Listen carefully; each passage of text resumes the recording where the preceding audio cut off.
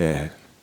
먼저 쉐마의 복습부터 들어가도록 하겠습니다. 신명기 9장과 11장이 쉐마를 확대한 것인데, 제일 첫 번째는 쉐마와 중보죠. 중보. 그래서 쉐마하라 그러면 우리는 이렇게 하나님의 말씀을 듣는데, 내가 무슨 이렇게 행위를 해야 되는 그것을 먼저 생각하는 것 같아요. 행위는 물론 해야죠. 근데 행위가 마음의 중심에서 나오는 행위가 될 때 쉐마가 되지, 내 마음의 중심에는 다른 게 있는데 그 행위를 하면은 물론 그것도 귀한 것이죠. 그 훈련 기간에 그렇게 되겠죠. 그렇지만은 그 행위는 열매를 맺지 못하죠. 그래서 중보라고 쉐마라고 하는 것이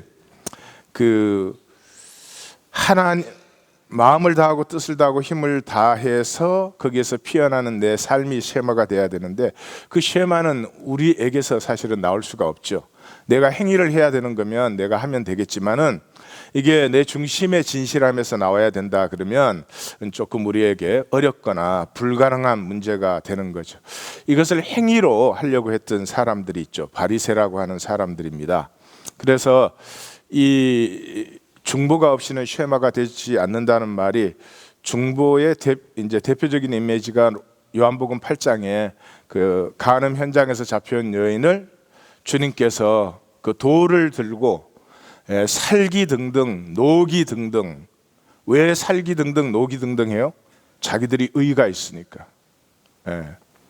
이 다른 사람을 정죄할 때는 반드시 자기가 의가 있다고 생각을 해요. 그 참 기가 막힌 착각이지만, 인간이 어떻게 자기 의가 있다고 생각을 해서 남에게 돌을 던져요? 가족 사이에까지도 그러죠. 그래서 노기 등등 살기 등등해서 돌을 들고 있는 그 사람들을 예수님이 막아 쓰는 거죠. 우리는 성경 얘기로 읽으니까 항상 그냥 당연히 예수님이 이렇게 탁 하면 사람들은 다 이제 돌을 놓고 가는 걸로 생각하지만, 실제 상황에 들어가시면 지금 사람들은 뭐 예수님이 무슨 말을 하든지 들을 만한 그런 겨를이 없죠. 그냥 돌을 던질 태세가 다 끝나 있는 사람들입니다. 그 사람들을 예수님이 막아 쓰신 것이죠. 막아 쓰시고 그 분노의 저주를 예수님 등에 다 받으시고 그 여인을 이렇게 바라보시는 거죠. 그래서 이것이 속사람의 역사입니다. 하나님이 육체를 입고 이 땅에 오시고 죽으시고 부활하시고 승천하시고 성령으로 우리 안에 임하신 이유가, 세상의 모든 저주, 세상은 우리의 기를 꺾죠. 생명은 기가 꺾이면 피어나지 못합니다. 세상은 모든 것으로 우리의 길을 꺾지 않아요?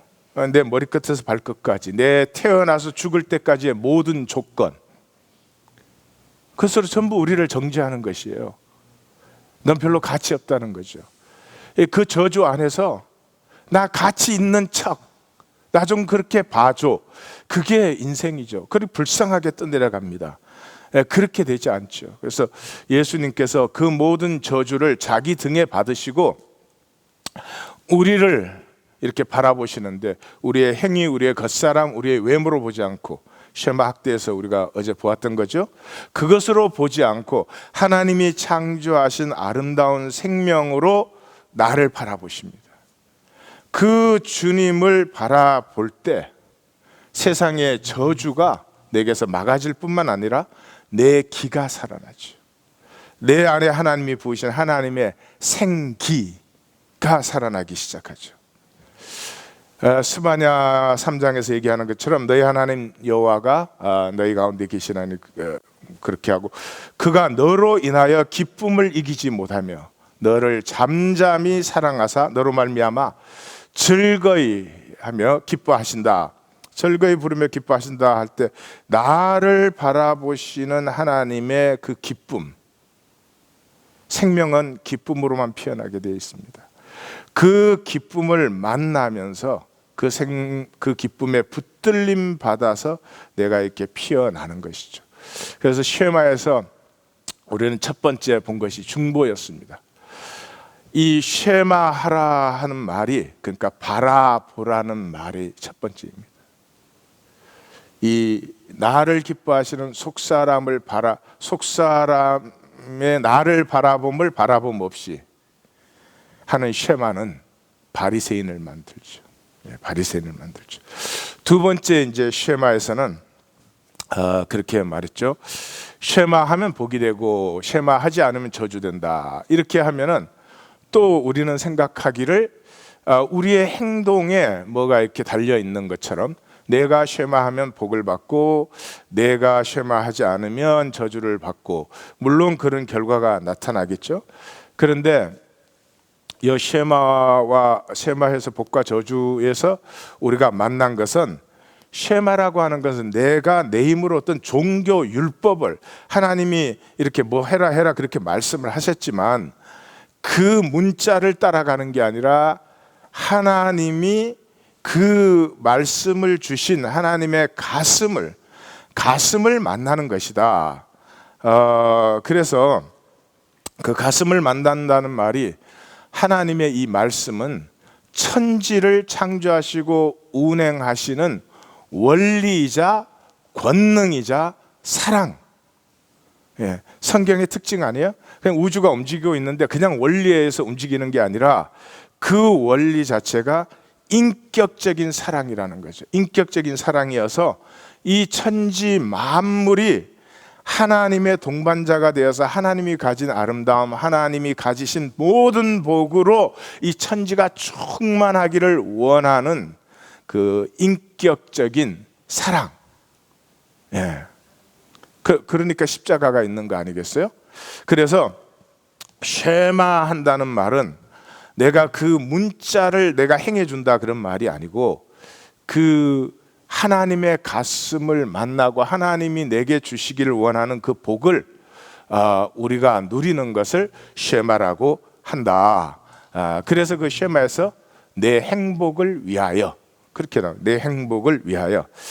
자, 근데 이 쉐마를 받는 것은 내 자아는 탐탁지가 않아요. 내 자아는 원하지 않는 것이에요. 이 좋은 것을. 왜 좋은 것을 원하지 않느냐? 내 자아를 깨시니까. 저는 제가 잘하던 건 아니지만 몇 번 한 얘기가 있어요. 여행사 사장님이 계시는데 이제 단체 여행객을 끌고 이렇게 기차 관광을 하는 거예요. 그래서 이 기차에서는 이 여행사 사장님이 큰 클라이언트죠. 그러니까 이 사장님이 기차를 타시면 식당타에 모시고 이렇게 대접을 하는 거예요. 근데 이 사장님이 좋아하는 와인이 있어서 항상 준비를 해놔요. 근데 한 번은 차장이 바뀌었어. 탔는데 준비가 안 돼 있는 거예요. 그래서 당연히 앉아서 달라고 했더니 그건 우리가 없다고 그러는 거예요. 그러니까 화가 그냥 나는 거예요. 우리는 무슨 뭐 대접을 좀 못 받, 별것도 아닌, 없으면 안 마시면 되지 뭐. 그 대접을 좀 못 받다고 생각하면 화가 나가지고, 그러니까 이 다른 그 승무원들이 와서 저분이 이런 분이어서 우리가 항상 이렇게 대접을 합니다. 그러니까 차장이 다음 스탑하는 그 기차역에다가 연락을 해가지고 그 와인을 좀 준비해달라고 그랬어요. 그래서 와서 이제 손님 죄송합니다. 제가 처음이어서 잘 몰랐는데 다음 정거장에서 원하시는 와인을 준비해서 드리겠습니다. 그랬으면 어떻게 해야 돼요? 고맙습니다. 자기를 위해서 그렇게까지 해주면 고맙습니다 그래야 되잖아요. 근데 그래요? 사람이? 안 그래요. 화를 팍 내면서 내가 그까짓 거 먹으려고 한 줄 알아 이러는 거죠. 그러니까 사실은 대접을 받는다고 하는 것은 무슨 내가 원하는 것을 취한다 그런 뜻이 아니고, 모든 일이 내 자아의 방식과 이것으로 다 이루어져 있어요. 내가 하나님 돼야 된다는 거죠. 그게 내 자아예요. 그래서 내 자아는 이 좋은 쉐마를 원하지 않습니다. 그래서 이 쉐마를 받으면 첫째는 하나님과 하나가 됩니다. 이 하나님의 가슴을 받았으니까요. 하나님과 하나가 되고, 두 번째는 만유를 유업으로 누리기 시작합니다. 이렇게 생각하면 좋은 것만 생각나실지 모르지만 이 속에는 고난이 들어있죠. 왜 고난이 들어있어요? 만유가 아파하고 힘들어하고 있으니까. 예, 이 만물이 탄식함으로 신음한다. 이렇게 사도 바울은 얘기하는 것 같죠. 그러므로 이게 내 유업이기 때문에 그 고통하고 탄식하는 자리를 이제는 품기 시작해요. 전에는 뭐 그거 아유 안 그랬으면 좋겠지만 어떻게 하겠어? 어떻게 하겠어? 나나 좀 편하고 나나 잘 살면 되지. 예. 이론으로는 다 얼마나 사랑이 충만한 사람들인지 몰라. 그렇지만 삶에서는 사랑이라는 걸 만나기가 힘들어요. 그게 저주를 사는 거예요. 내가 사는데 한 번밖에 살 수 없는 삶을 사는데 내 존재의 가치를 조금 더 가꾸지 않아. 오로지 편한 것 하나를 위해서 내 존재의 가치를 내 스스로 파괴시키죠. 그래서 평생을 살고 나서 허무한 거죠. 예. 난 너무 편하게 살았다, 너무 행복하다, 이런 사람은 절대 없습니다. 그래서 이 쉐마 확대의 끝에 나타나는 부분이 뭐예요? 하나님이 우리를 조건이나 외모로 보시지 아니하신다. 이 말 속에도 두 가지가 들어있죠. 조건과 외모 때문에 우리가 이때까지 정죄받는 거 아니에요. 그것 때문에 무시받고 멸시당하는 거 아니에요. 얼마나 복된 소식이에요. 그러면 하나님은 무엇을 보시느냐? 내 중심의 진실을 보시죠. 다윗을 부를 때 하나님이 비로소 자기 마음을 이렇게 나타내시. 하나님 어떻게 마음을 이렇게 나타내고 그렇게 좀 해주라, 그렇게 할 수 없잖아요. 근데 다윗을 부를 때 나는 외모를 보지 않고 중심을 보느니라. 이새의 아들 다윗을 만나니 내 마음에 합한 사람이라. 이렇거든요. 그래서 내 중심의 진실을 요구하는 거죠. 그러니까 이 중심의 진실이라는 건 참 쉬우면서도 이 세상에 또 제일 어려운 거죠. 내 행동이 완전치 못하고 부족을 해도 내 중심에는 하나님을 사랑함이 있으면 돼요. 근데 우리 인간은 그게 그렇게 또 쉽지 않아요. 중심에는 돈이 들어있고 바깥의 모든 행위는 하나님을 사랑하는 것처럼 하는 게 우리한테는 훨씬 쉽지. 예, 바깥에 사는 것은 내가 어떻게 살더라도 내 중심에 진실이 있는 것은 그렇게 쉬운 일은 아니에요. 예, 바깥에 있는 걸 보니까 엉망진창이고 도무지 제대로 된 데가 한 군데도 없는데 이 중심의 진실을 가졌던 사람이 있어요. 누구죠? 베드로. 베드로는 부르심에서 예수님 죽으실 때까지 진짜 엉뚱한 일만, 자꾸 교회에서는 그 주는 그리스도시요 살아계신 하나님의 아들이 이걸 강조를 해가지고 캐톨릭이 그 교황을 베드로의 후계자로 만들기 위해서. 근데 그 고백은 잘못된 고백이에요. 딴 거 생각하고 그렇게 해가지고 예수님한테 사탄아 내 뒤로 물러가라 소리 들었잖아요. 복음서의 진정한 고백은 누구에게서 나왔어요? 전부 이름도 없는 천박한 사람들에게서 나왔어요. 베드로가 제대로 고백을 한 것은 성령을 받고 나왔죠.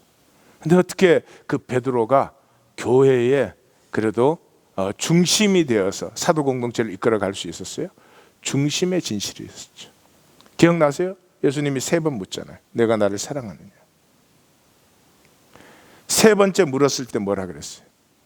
예수님 3번째 물으니까 베드로가 이제는 조금 긴장되죠. 그러니까 주께서 모든 것을 아시나이다. 그러므로 내가 주를 사랑하는 줄을 주께서 아시나이다. 실패해도 괜찮아요.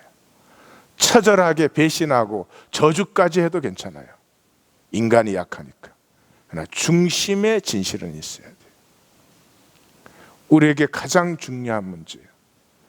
내 중심에 하나님을 사랑함이 있는가? 이것이 모든 것의 열쇠가 되는 것입니다.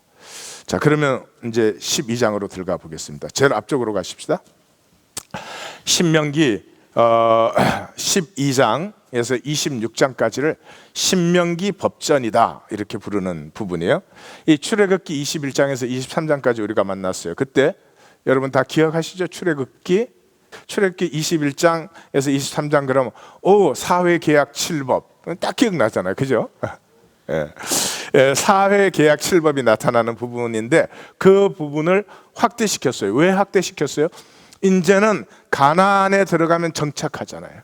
정착하게 되면은 상당한 부요를 누리게 됩니다. 뿐만 아니라 그보다 더 중요한 것은 이스라엘이 출애굽 후에 만나지 못했던, 어쩌면 애굽에서도 이건 못 만났던 것 같아요. 다신교 환경에 들어갑니다. 부족마다 자기 신을 가지고 있는, 하는 짓은 똑같은데 이름만 달라요. 사실은 그 다신교 환경에 들어갑니다.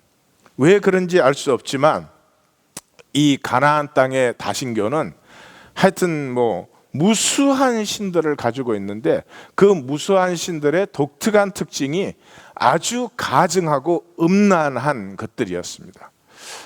제가 생각할 때는 그 팔레스타인 땅이 세계 배꼽이지 않아요?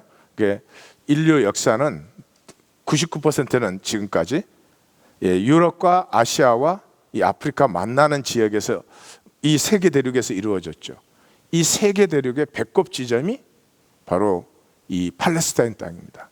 여기서 유프라데스 문명이 일어나고 여기서 애굽 나일 문명으로 연결이 되고 이렇게 되죠. 그래서 이것이 세계 배꼽이기 때문에 하나님의 구원은 그 땅에서부터 시작이 됩니다. 또 썩을 때는 그 땅이 제일 썩습니다. 근데 그 땅에서부터 새 역사가 시작돼야 되기 때문에 하나님은 그 땅에 하나님의 항상 그 계시와 가슴을 가지고 있죠. 그런데 이 땅을 성경이 뭐라고 그러냐 그러면 그 거민을 토해내는 땅이다 이렇게 말을 합니다. 그래서 하나님이 그렇게 중요하게 생각하시기 때문에 그랬던 것 같은데, 이 아모리 족속이 이제 가나안 7족속, 아모리 족속이 들어갈 때 그냥 들어간 게 아니고 거기 있는 토착민들을 쫓아내고 들어간 것이죠. 이 아모리 족속이 그 길을 차지했을 때 하나님이 아브라함을 불러서 약속을 하십니다. 그러니까 하나님은 아모리 족속에게 기대를 걸었던 것 같아요. 이 족속이 나의 길로 살기를. 근데 아모리 족속이 부패하고 무수한 산당과 신전들을 만들고 가증하고 음란한 온갖 짓은 다 하고 하나님이 그들을 돌아오시기를 기다리는데 돌아오지 않을 것도 알죠. 그래서 아브라함을 불렀을 때 너의 후손들은 애굽에서 종노릇을 하게 되는데 언제까지? 이 아모리 족속의 죄악이 찰 때까지, 심판의 때까지. 그러니까 하나님이 이스라엘을 애굽에서 크게 만들어서 지금 가나안 땅에 진입시키고 있는 것은 하나님의 심판의 의미가 첫 번째입니다. 기다리고 기다렸지만 그 땅을 너무 엄난하고 가증하게 만들기 때문에 하나님께서 이스라엘을 통해서 이 가나안 땅을, 가나안 민족들을 심판하시는 것이죠. 그래서 십계명, 이 신명기 12장에서 26장까지는 십계명을 확대한 것입니다. 굉장히 상징적이지 않습니까? 그러므로 하나님께서 이스라엘에게 약속의 땅을 허락하는 것은 단순히 아브라함에게 약속을 해서 그 땅을 주는 행위가 아니라 이 아브라함을 통해서 아모리 족속을 완전히 씻어버리고 자취도 없이 씻어버리고 아브라함으로 말미암아, 그 후손들로 말미암아 하나님의 말씀을 받아서 하나님의 가슴을 받아서 말씀을 성육시키는 사람들, 쉐마의 백성들을 세우고자 하는 하나님의 뜻이 이곳에 들어있습니다. 그래서 12장에서 26장까지는 십계명의 확대 해석입니다. 그래서 저기 보면은 신명기 기절과 1계명, 2계명 그렇게 나와 있습니다. 지금 제가 이제 이렇게 얘기를 드리는 이유는 1계명과 2계명에서는 굉장히 배타적인 파괴성을 만납니다. 그 민족의 제단과 그 시설들과 그 예배 드리는 사람들과 그 기구를 완전히 파괴해라. 나중에 이제 보시면, 읽으시면서 느끼시는지 모르겠지만 그 제단들을 파괴하고 그럴 때 나오는 그 금부치들도 있고 그렇습니다. 그러면 금부치가 뭐 죄가 있습니까? 그건 녹여서 또 유용하게 다시 쓰면 될 것 같은데 하나님께서 완전히 불살라서 없애라고 합니다. 그러니까 여기서 보셔야 될 것은 종말을 보실 수 있어야 됩니다. 하나님께서 이 역사를 새롭게 하는데 조금 improve 시키는 것이 아니라 완전히 이 세상에 인간 에고가 들어있는 것은 완전히 파괴시키시고 100% 순수한 하나님의 나라를 일으키신다 하는 것을 분명히 기억하셔야 됩니다. 종교화되면 우리는 계속 또 이렇게 생각을 합니다. 내가 뭐 세상도 좋아하고 뭐 어찌고 저찌고 하지만 그렇지만 하나님도 사랑하지. 그렇게 하나님 나라는 이루어지지 않습니다. 그렇게 이루어진 하나님 나라가 어떤 나라가 되겠습니까? 그래서 예레미야서 1장 10절에 이스라엘을 멸망할 때 다시 그 땅이 이스라엘을 토해내죠. 이 배꼽되는 땅은 하나님의 정기가 들어있는 땅이고 하나님의 말씀으로 하나님의 세계의 모판을 만들려고 하는 땅인데 그 땅에 들어오면, 그러니까 사탄의 해방도 제일 심하죠. 썩어버리면 도려내야 되는 거죠. 암세포를 도려내야지. 암세포를 도려내는데 아깝다 그래서 99% 도려내고 1% 놔두면 그런 의사 있나요? 이거 다 이게 불고기 먹고 밥 먹고 이렇게 만든 건데 이거 너무 아깝지 어떻게 다 도려내 그러나요? 알지도 못하는 게 신명기에 하나님은 사막의 깡패다 다니면서 다 부수고 죽여라 한다 이래요. 맞아요. 맞습니다. 이 신명기를 읽을 때 우리가 가진 종교의식으로 이것을 읽으면 하나님이 왜 이렇게 잔인하냐, 하나님 왜 이런 짓을 하시냐, 왜 이 사랑의 하나님이 이러냐 그래요. 그건 우리 마음대로 갖다 붙인 사랑의 하나님이죠. 하나님은 이 배꼽 땅을 심판하시고 온전히 새롭게 하기를 원합니다. 그럼 뭐 이스라엘은 거기에서 왜 아니라는 거죠. 이스라엘이 아모리 족속에게 주어진 시간만큼 이스라엘에게 이 족속에게 시간이 주어졌는데 이 이스라엘 족속도 완전히 썩어가지고 음란하고 가증한 일들을 했습니다. 그때 하나님은 완전히 제하시고 아브라함의 약속 때문에 뭐라고요? 그 그루터기를 남겨두심으로 그 그루터기에서 하나님의 새 역사를 일으킨다 이렇게 하는 거죠. 자, 그것에 우리가 들어가는 것입니다. 12장 제일 핵심 1계명에 들어가면서 제일 핵심은 택하신 곳에서 그러니까 아무 데서나 제사 드려서는 안 되죠. 여호와 앞에서 함께 먹고 즐거워하라. 그래서 내용은 간단해요. 1절에서 14절까지는 28절까지 내용이 여호와 앞에서 자녀와 노비와 레인과 함께 먹고 즐거워하라 이것이에요. 그런데 이제 1절에서 14절까지는 일반적인 것에 대해서 얘기하고 15절에서 28절에 대해서는 바비큐 가이드예요.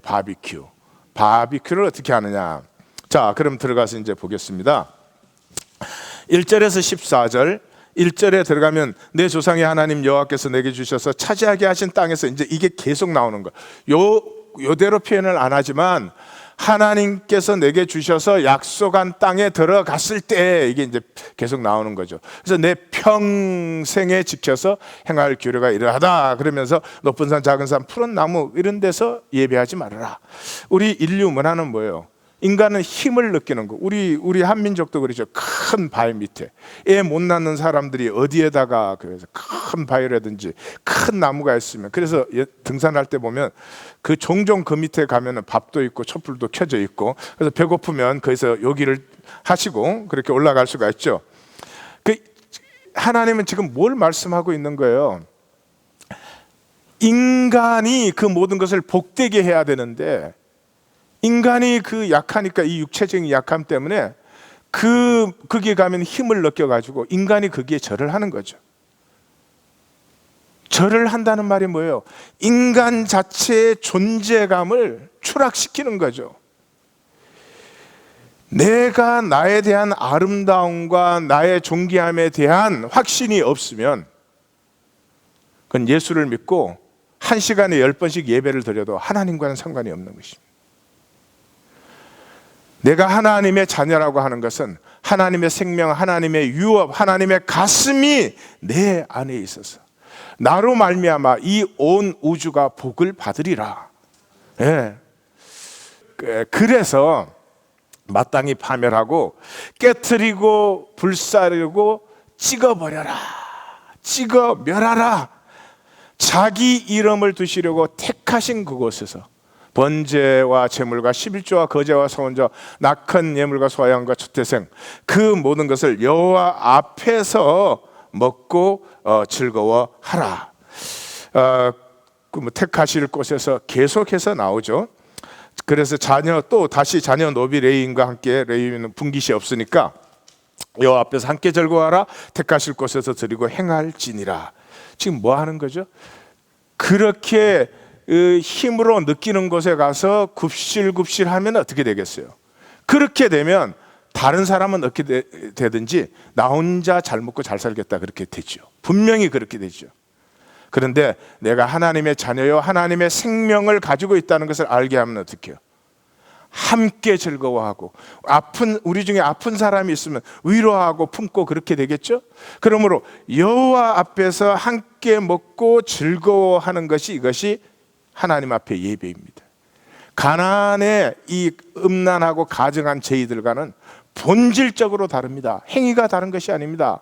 인간 행위를 이쪽으로 했느냐 저쪽으로 했느냐가 아니라, 그래서 이 1절에서 14절까지에 강조하고 있는 것은 경외심입니다. 예, 경외심. 경외심이라고 하는 것은 두려워한다는 말이거든요. 그러니까 하나님을 두려워하지 않으면 온 세상에 다른 것을 두려워합니다.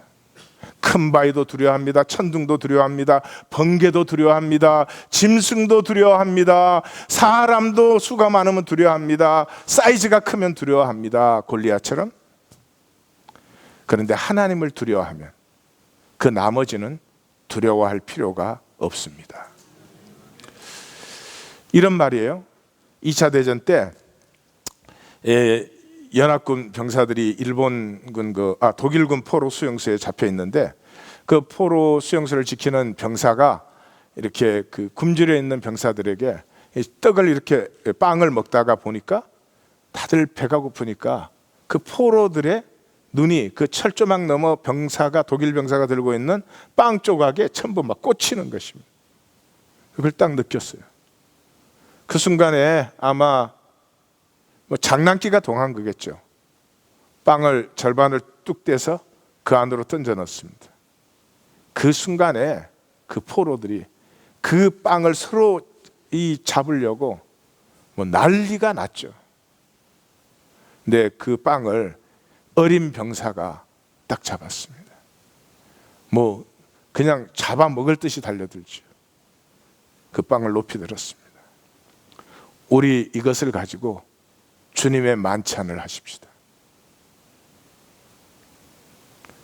그 순간에 그렇게 배고픈 병사들이 갑자기 부끄러움을 느꼈습니다. 배는 고프지만 그 빵 한 조각의 짐승이 됐든 그들의 본성이 돌아왔습니다. 그리고 그들은 기도하고 그 떡 조각을 나누기 시작했습니다. 인간을 인간되게 하는 것이 경외감입니다. 하나님을 두려워할 줄 모르면 얼마나 방자한지, 천박한 자아를 가지고 내 뜻대로 안 되는 몸살을 가지고 몸부림을 치죠. 두 번째, 이제 고기 먹을 때입니다. 자, 이제 가나안 땅에 들어가면 이제 고기를 광야 때보다는 훨씬 많이 먹을 수 있죠. 사냥을 해서 사슴도 노루도 먹을 수 있다고 되어 있습니다. 자, 원하는 대로 고기를 먹을 수 있나니. 예, 그때 정한 자나 부정한 자를 막론하고 같이 먹으라고 되어 있어요. 그러니까 저를 꼭 초청하시기 바랍니다. 이게 앞뒤로 나와요. 읽어보시면 알겠지만 시작에서 나오고 마감에서 나와요. 그러니까 광야에서는 잡을 때 해막 앞에서 잡게 돼 있었잖아요. 지금은 정복하면 각성으로 흩어지는데, 아니 아무리 삼겹살이 먹고 싶지만 예루살렘까지 돼지 끌고 내려와가지고 잡아갖고 또 썰렁한 얘기를 하니까 살아나시네. 그 참 이상하네. 네. 근데 가나안에 들어가면 그렇게 끌고 올 수 없으니까 각성에서 잡아라. 각성에서 잡되 피는 먹지 말아라. 그리고 11조와 초태생, 서원예물, 낙헌예물, 거제물 내 각성에서 먹지 말고 그거는 택하신 곳에서 와서 여호와 앞에서 자녀와 노비와 레인과 함께 먹고 즐거워하라.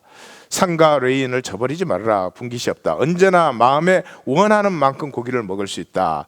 택하신 곳이 멀거든 그 재물을 갖고 올 수 없으면 이제 돈으로 바꾸어서 갖고 와서 재물을 사서 뭐 하라고 그랬어요?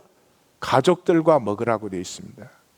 그 가족들과 먹을 때 모두를 초청해서 같이 먹으라 그렇게 되어 있습니다. 그러니까 이스라엘의 제사는 종교 의식이 아니고요, 여호와 앞에 나와서 여호와의 말씀을 따라 행하지만은 전 백성이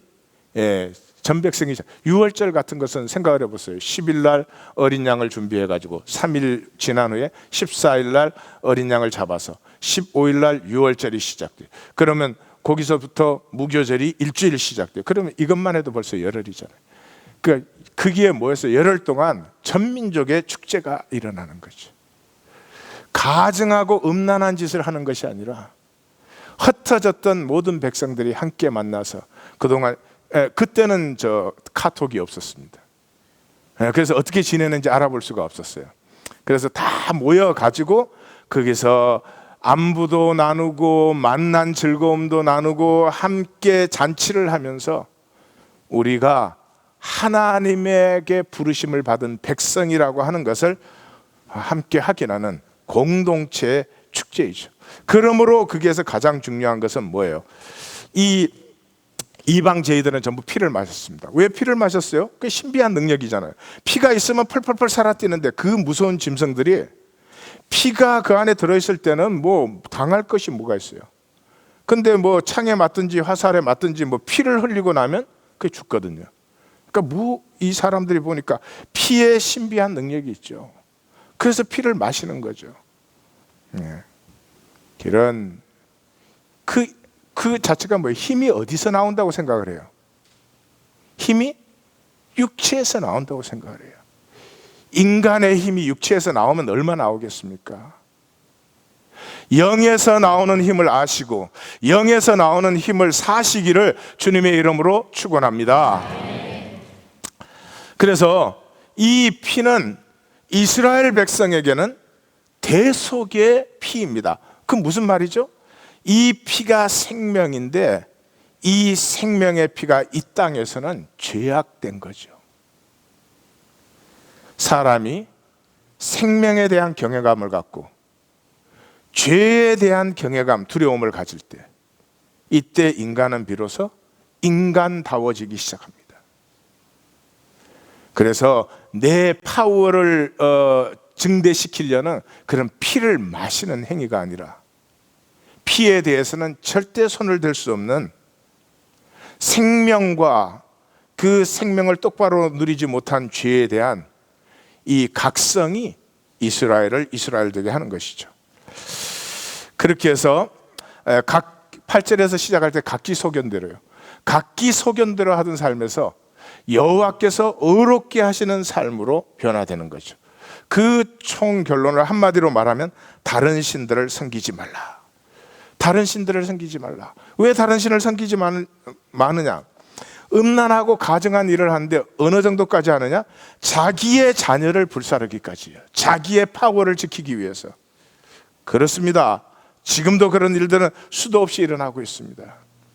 인간이 우리의 본성에 이 아름다움과 존귀함을 상실하고 나면 내 삶의 파워가 될 수 있다면 자녀도 얼마든지 희생시킬 수 있습니다. 금오스와 몰렉 같은 신들이 대표적인 그 신들이었습니다.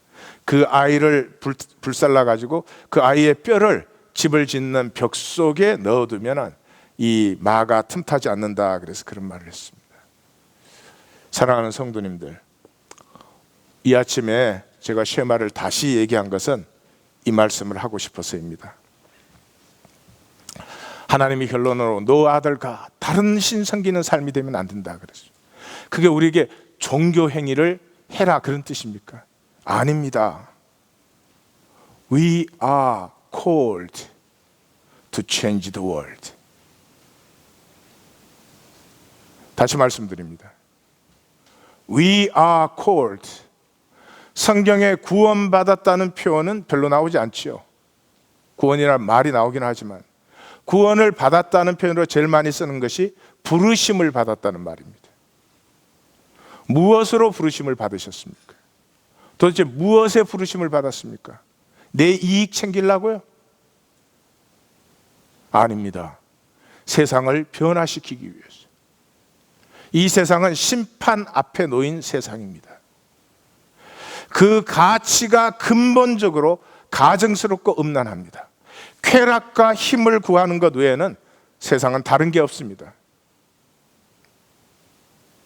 하나님은 이 힘든 세상 속에서 나 하나 잘 먹고 잘 살 그런 하나님은 성경에는 없습니다. 여호와라는 이름을 부르셔도 그것은 가나안 제의에 속하는 것입니다. 우상을 섬기는 것입니다.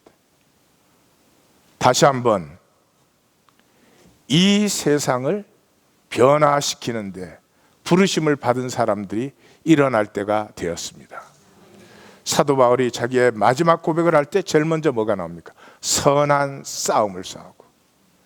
민수기의 이 백성 출발이 어떻게 되어 있습니까? 전쟁을 위해서 예비된 백성입니다. 우리는 이 세상의 악과 죄와 싸우기 위해서 여기 모여 있습니다. 이 아침에 담대하게 말씀드립니다. 나 하나 잘 먹고 잘 살기 위해서 여기 계신다면 You are in the wrong place. 예. 그것으로 우리는 존귀해지지도 않으며 행복해지지도 않습니다. 세상에서 얼마나 큰 조각을 내가 먹느냐, 그것이 우리 아닙니다. 아픔이 있는 모든 자리에 하나님의 새롭게 하심이 임하는 도구로 우리는 부르심을 받았습니다. 그 하나님을 우리는 믿는 것입니다. We believe the God of Abraham, Isaac, Jacob and Jesus of Nazareth. 그 하나님을 우리는 믿는 사람들입니다. 이 사순절에 이 중에 그 백성이 일어날 것입니다. 여기 있는 분이 한 분도 빠지지 않고 그 백성이 되기를 원합니다. 기도하십시다. 사랑하는 주님,